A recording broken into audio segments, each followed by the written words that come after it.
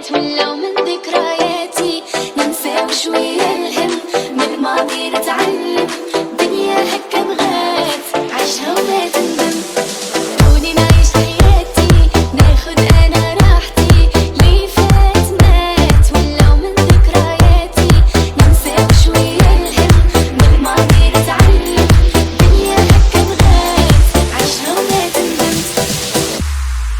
جی ګرانو قدرمندو کتونکو کې ما سره نوموړی هنرمند کچکول خان موجود دی. سره خبرې ترې کوو چې د لاکډاون نه بعد فلمونو ریکارډینګونه شروع شوي دي چې دوی به کم فلمونه دي د فلم پخواني دي سره خبرې ترې کوو. السلام علیکم جی. وعلیکم السلام. جی دا راته ټول مخ کوی لاکډاون ختم شو ورڅ آزاد شو کاروبارونه کولو شو سینماګان هم کولو شو فلمونو ریکارډینګونه سٹارټ شو. نو تاسو کم فلمونو ریکارډینګونه روان دي؟ موجودن وخت کې د لاکډاون نه پس چې کوم دی یو فلم و د ارشد خان خیر دی ملنګي ده، بل فلم د عثمان صاحب یو بل دیدن، بل فلم د بابو زګندګیرم، دا درې فلمونو شوټینګونه لاهور کې شروع و. نو بس په دې کې تقریبا یو فلم چې کوم دی د ارشد خان والا خیر دی ملنګي ده بس دا تقریبا دام کمپلیټ ټول بس تقریبا کار د هغې دی راغونډ دی. او د دې نه سره سره ما خپل یو فلم دی مکه والوفر دی، هغه به مطلب دا چې بیا نیکسټ منت کې به لګي. نو بس هغه لا پاتې دی او باقاعده څه وجه نه جی پاتې دی؟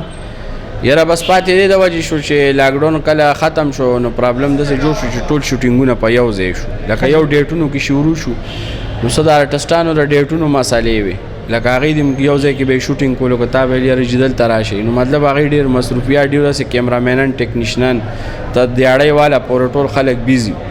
نو بیا ما ډایرکټر سره صلاح وکړه چې یاره مطلب دا دی مونږ وایو چې یو ښه فلم جوړ شي.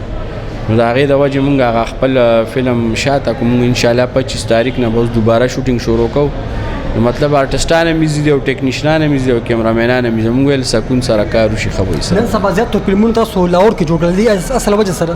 اصل وجه دا ده چې لاکډاون تیر شوی دی. یو خو چې کوم زمونږ پروډوسران دي، یعنې زه په خپله ایز ا پروډوسر دا زما دریم فلم دی.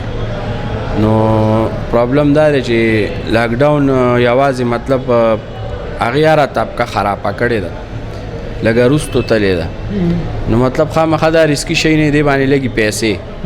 نو که مخکې کاروبار ټیک و لکه مطلب هغه سینما د مسلې نو کار روانو یو شان، نو خلکو به په فلم باندې کروڑ روپۍ هم لګولي.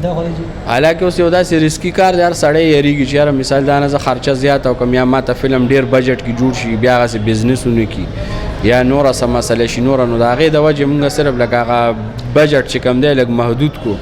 مطلب که اوډور ته بتله اوډور کې به فلم باندې خرچه زیاته راځي. بیا داسې کاسټینګ کې مونږ څه مطلب چې کوم د نارمل آرټسټان دي چې ډېرو پیسو والا نه دي نو هغه مونږ وساتل. مونږ وایو چې زه لو بجټ کې جوړ شي یو ځل د کار روان شي بیا مخکې ګورو چې څه ترتیب